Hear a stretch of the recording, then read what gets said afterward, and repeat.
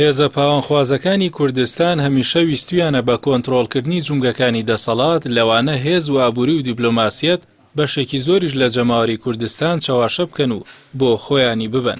هەر بۆیە نەک هەر ئیرادەی چەسپاندنی بنەماکانی دەوڵەتداریان نەبوو بۆ داهاتووی قەوارەی کوردستان، بەڵکو بەردەوام ویستویانە بە سەپاندنی کەلتوری هەژمونگەرایی ڕێگری بکەن لەوەی پارت و کەسایەتیەکانی وڵات لە گرێبەستە شارا و کارە ناشەفافەکانیان تێبگەن.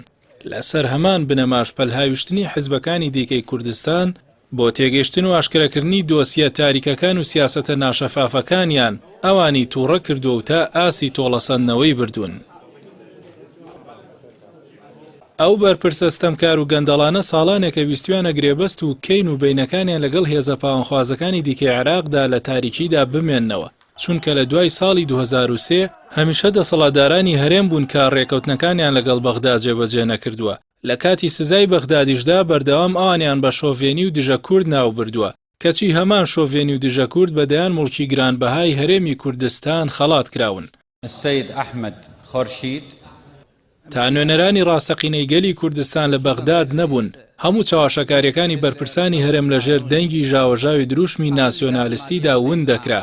بەڵام لەوەتەی ژمارەی کەم بەڵام چالاک و نوێنەری ڕاستەقینەی گەل لە بەغداد بە دوای دۆسەی گەندەڵیەکاندا دەچن و بەرگری لە مافی چین و توێژەکانی کوردستان دەکەن، بە جۆرێک لە شەفافێتی ناچاری بەسەر پاوانخوازانی هەرێمدا سەپاوە کە بە تەواوی نیگەرانی کردوون و هەموو هەوڵێکی نەزۆکانەش دەدەن تا ئەو دەنگانە خەفە بکەن.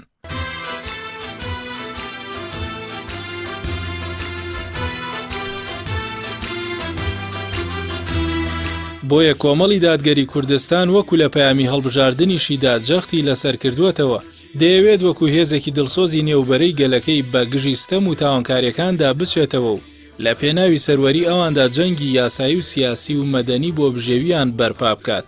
ئەوەندەی کۆمەڵی دادگەری مەبەستی چەسپاندنی دادگەریە لە ژیانی کۆمەڵی کوردەواریدا هەرگیز چاوی لە دەستکەوتی پۆست و پارە و هەژمونەوە نەبووە. لە ڕابردووشدا هەموو ئەوانەی کردوتە قوربانی لە پێناوی دەرکەوتنی ڕاستیەکان بۆ گەلی کوردستان. کارنامەی ڕابردووی بەڵگەیە لەسەر بەردەوامی هەڵوێستی داهاتووی و هەرگیز لەسەر ئەوە سازش ناکات. کاندیدانی کۆمەڵی دادگەری کوردستان پەیمان نوێ دەکەنەوە کە لەسەر سیاسەت و هەڵوێستەکانی خۆیان بۆ خزمەتی گەلەکەیان بەردەوام بن.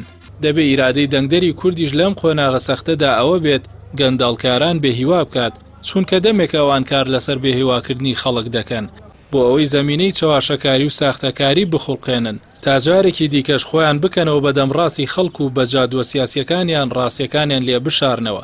ئەوەش بەرپرسیارەتێکی مێژووی دەنگدەری کوردستانیە کە ڕێگری لە درێژەدان بە پاوانخوازی بکات و گلەی بە گوفتاری بکاتە هەڵوێستی بەکردار.